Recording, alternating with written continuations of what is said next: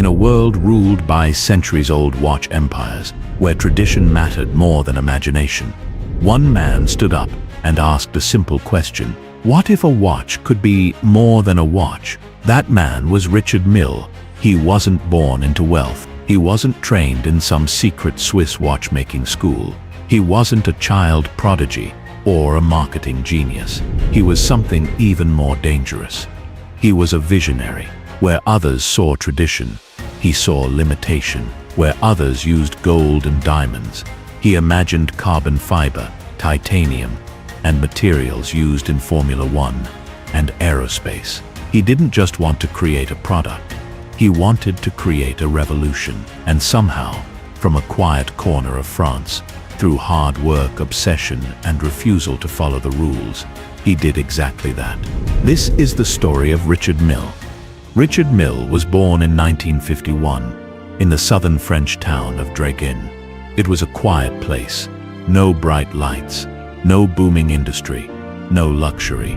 His father worked in the military, and that meant discipline, order, and responsibility were part of daily life. But while the world around him was simple and structured, Richard's mind was always spinning. He didn't dream about fame or money. He wasn't chasing attention. Instead, he was fascinated by movement, by gears, by machines, by the way things functioned. He would spend hours opening radios, clocks, engines, anything mechanical. He wasn't just playing, he was studying, watching, understanding.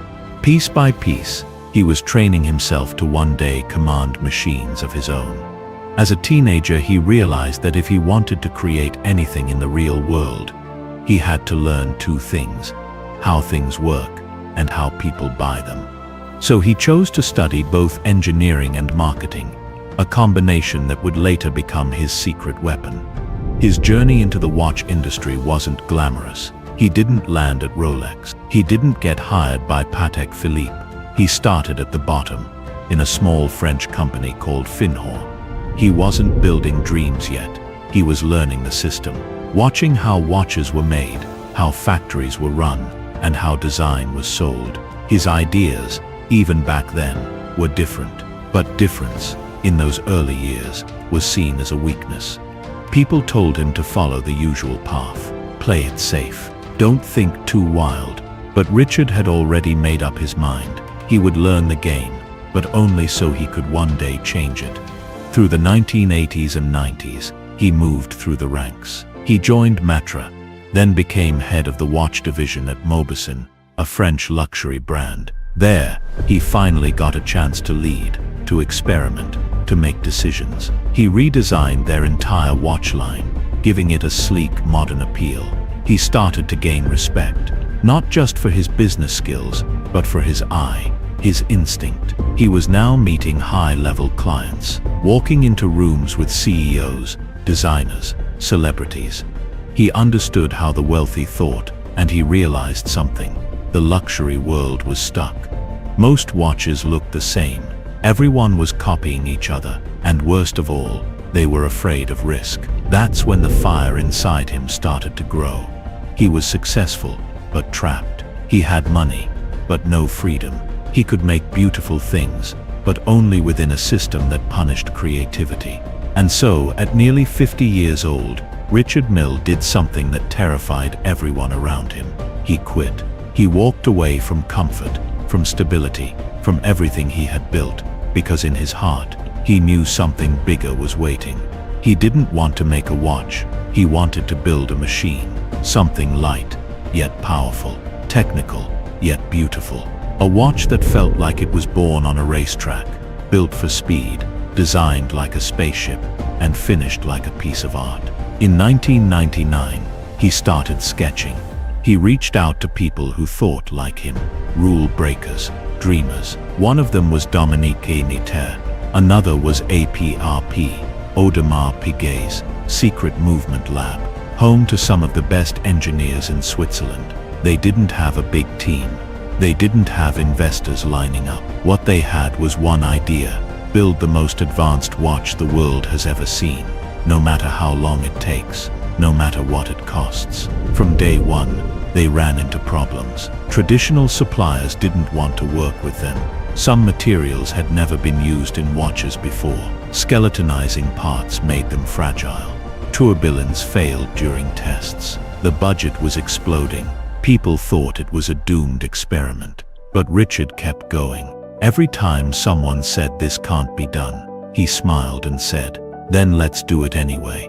And finally, in 2001, after 2 years of insane work, the RM001 tourbillon was born. It didn't look like anything else. It had an exposed movement. No dial, no gold. It looked like an engine, because that's what it was. It was priced at over $100,000, and people thought, who would ever wear this? Then came the shock. Not only did people wear it, they wanted more. Collectors, athletes, celebrities, they all wanted a piece of this machine.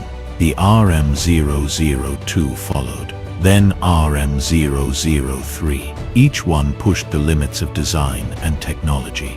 The world wasn't just watching, it was stunned. He made a watch for Rafael Nadal that could survive the pressure of live tennis matches. He made one for Bubba Watson that could take the shock of a golf swing. He made a sapphire crystal watch that was nearly invisible. Richard Mille watches became statements, not of wealth but of rebellion, of risk, of refusing to play by old rules. Soon, Formula One teams partnered with him. Billionaires competed for limited editions. Pharrell, Jackie Chan, Felipe Massa, each wore unique pieces. Every watch was extreme. Every detail had a reason. Nothing was decorative. Everything was functional.